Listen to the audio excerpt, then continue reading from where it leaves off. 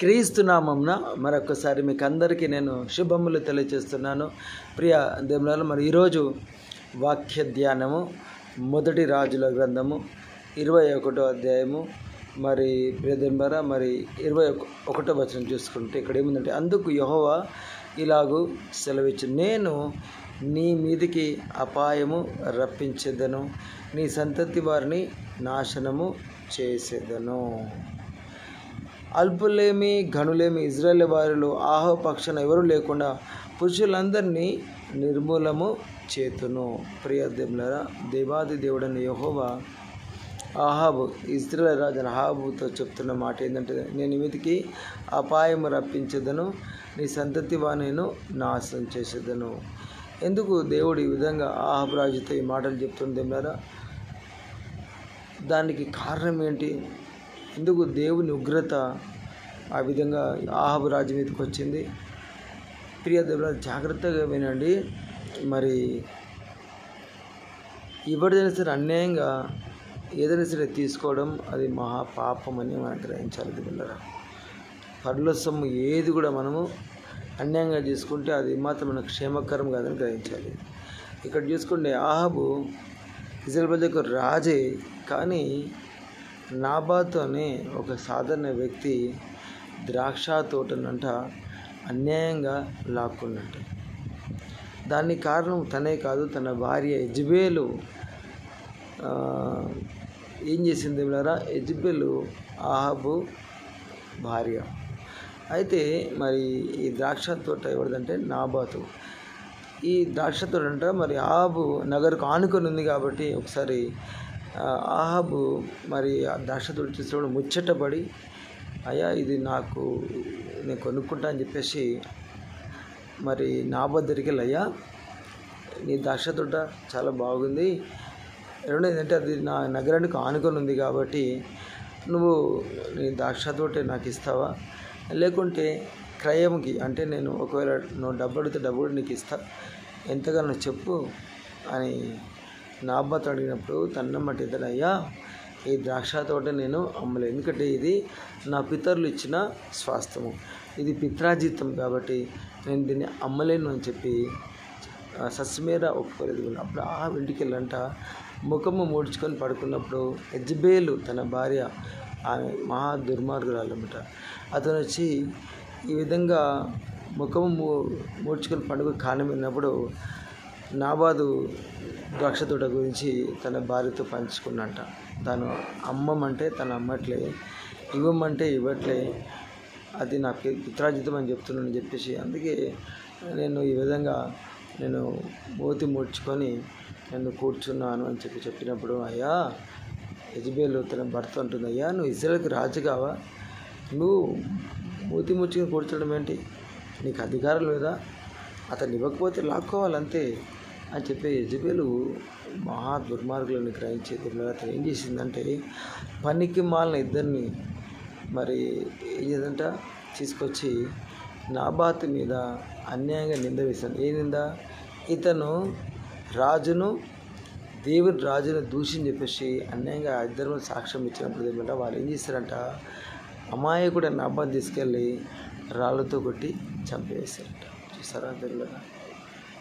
అప్పుడు యెజబేలు తిరిగి తన దగ్గరికి వెళ్ళి, అయ్యా నీ పని అయిపోయింది, నువ్వు అనుకునేది జరిగింది, ఆ ద్రాక్ష తోట నువ్వు వెళ్ళి తీసుకెళ్ళుకో, ఎందుకంటే ఆ నాబాతు ఇప్పుడు లేడు, అతను చనిపోవడం చెప్పిందట. సాధారణంగా యెజబేలు మహా దుర్మార్గులా గుర్తుపెట్టుకోండి. ఇక్కడ యెజబేలు అమాయకుడైన నాబాతును చంపేసి ద్రాక్ష తోటను కాజేసినట్టు ఇక్కడ చూస్తున్నాం. ఇవన్నీ చూస్తూ ఉన్న దేవుడు ఊరుకుంటాడా? అంటారు, ఊరుకోడు. ఏం చేసిండు? ప్రవక్త ఏలియాను పంపించాడు ఎవరి దగ్గరికి? ఆహాబు దగ్గరికి. చూడండి ఇక్కడ ఏం జరిగింది, 21వ అధ్యాయము 17వ వచనంలో, అప్పుడు యెహోవా వాక్కు తిష్బీయుడైన ఏలియాకు ప్రత్యక్షమై సెలవిచ్చాను, నీవు లేచి షిమ్లోనున్న ఉన్న ఇజ్రాయేల్ రాజుని ఆహాబు ఎదుర్కొంటకు బయలుదేరము, అతడు నాబోతు యొక్క ద్రాక్ష తోటలో ఉన్నాడు, అతడు దాన్ని స్వాధీనపరచుకునబోయెను. అయ్యా నువ్వు వెళ్ళి నువ్వు ఆహాబు రాజుని కలుసుకో. అతను ఏం చేస్తాడంటే నాబాతు ద్రాక్ష తోట దాన్ని స్వాధీనపరచుకోబోతున్నాడు, నువ్వు వెళ్ళి అతనితో మాట్లాడినప్పుడు చూడు దేవుడా, అతను లేచి అంట ఆహాబు స్వాధీనపరచుకోబోతున్న నాబాతు ద్రాక్ష తోట దగ్గరికి వెళ్ళి అతను ఏం చెప్పింది చూడండి ఇక్కడ 19 వచనం. నువ్వు అతను చూసి ఇలాగ ప్రకటన చేయము, యెహోవా సెలవిచ్చిన ఏమనగా దీన్ని స్వాధీనపరచుకొని నువ్వు నాబోతును చంపితివి కదా. యెహోవా సెలవిచ్చినగా చూస్తారు.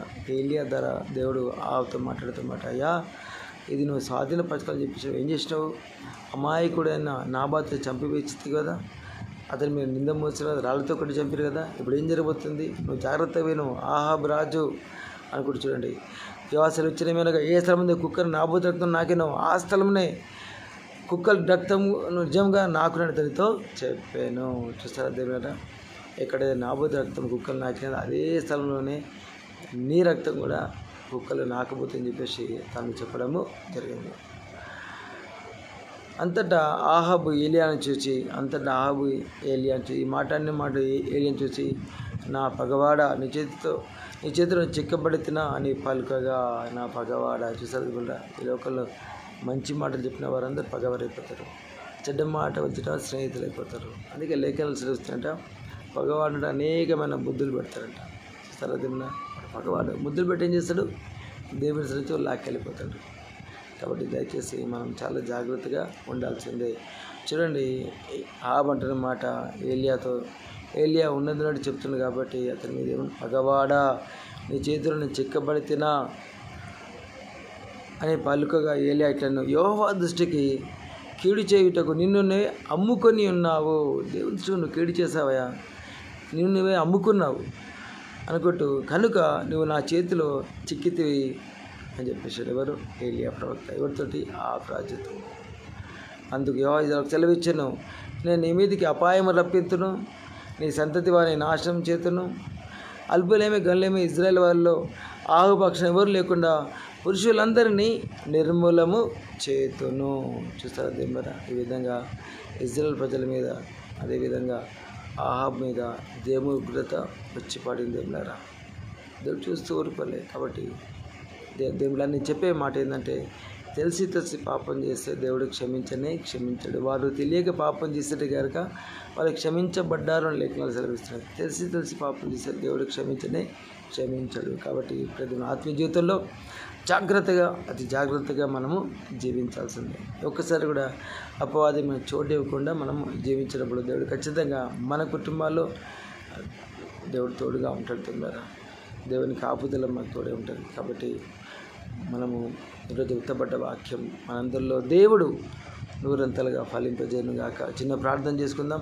సర్వోన్నతుడ, సర్వశక్తిమంతుడ, ఆశ్చర్యకర, అద్భుత నాతోడు ఏకీపించి ప్రార్థించి ప్రతి ఒక్కరిని జ్ఞాపకం చేసుకొని, ఎవరు ఇస్తున్నారో మీకు బాధ్యత కట్టి ప్రతి ఒక్కరికి మీరు తోడుగా ఉండండి.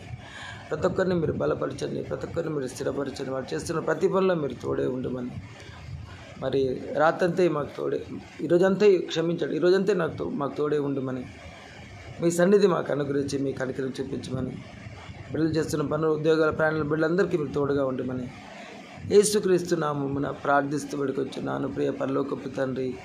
ఆమేన్. God bless you all.